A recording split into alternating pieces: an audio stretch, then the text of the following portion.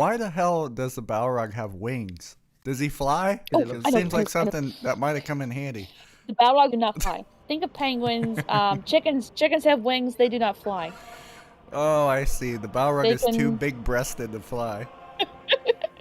They were not a flying creature, from what I remember in the books.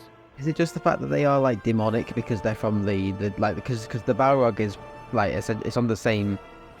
A Balrog is a mire, so it can choose its form, much like Gandalf and the other rare wizards. So I guess he just thought it would look really cool if it had wings. Like and that's the form he chose. He's like, I'm so badass with these wings. Going by the scene in the movie, though, the Balrog's wings don't look to be in the best condition. No, they're real like bony. There's damage to them, like they're not in the best shape. So, yeah, and once he falls down that chasm, it'd be pretty hard to come back up because of how narrow it was, and he was banging around quite a bit. And I don't, if it could fly, he wouldn't be able to after he smashed them. If he couldn't fly, maybe his wings were fine. In either case, he can't fly. Why did Gandalf fall? Wasn't there enough time to, rescue him after the Balrog fell and before the goblins arrived?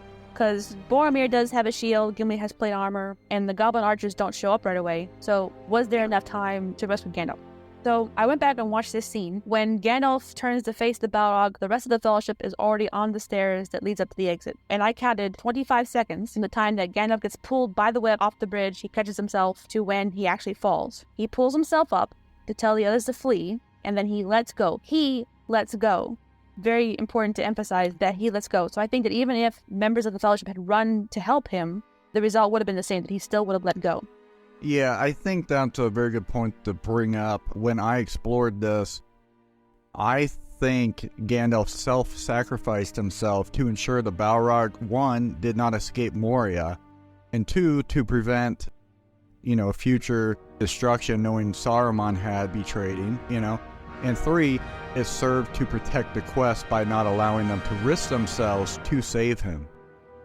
The only problem I have, we know how strong Gandalf is. I feel he could have pulled himself up very easily with what we know about him. So I'm like, Gandalf, you could have climbed up in half a second. Don't bullshit me with you Yeah, exactly. I've heard the argument that he was tired after he fought the Balrog, which he didn't really fight him. He made the bridge collapse.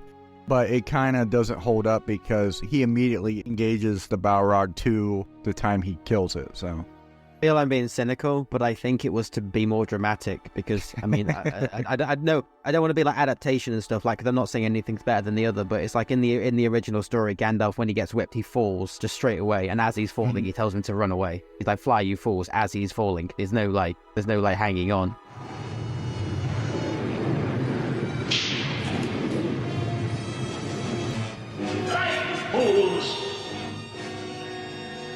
So they're like, fuck, he's gone, we've got to run, which is obviously. And that's another thing that I noticed, with that whip, a lot of people like to say, well, he had a Balrog hanging off of his foot. No, he didn't. The Balrog fell, and then he hung there. And the other thing is, when that whip comes, if you play it slow, you'll see it hit him in the shoulder, but in the next, cut, it's got him around the foot, which I always think is kind of funny.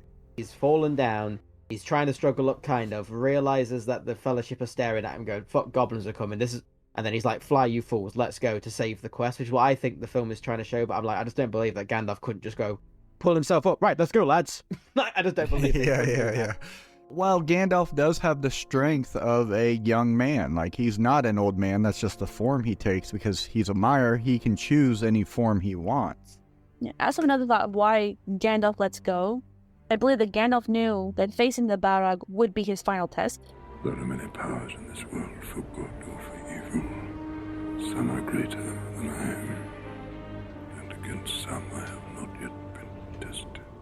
The test that he had to take to then reach, what do you call it, the white man? Level 9? Level 9. Because the raid boss. Yeah.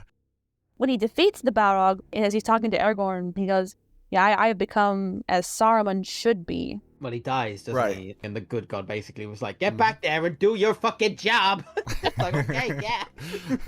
Do Saruman's job as well. Like, Jesus, all right, fucking hell. One last thing, what are you working on? Oh, I am working on a science fiction trilogy. Hopefully, it'll be ready for publishing near the end of this year. Hopefully, a little sooner than that. If you like this video and you want to check out some more Lord of the Rings content, click on this video or check out my playlist.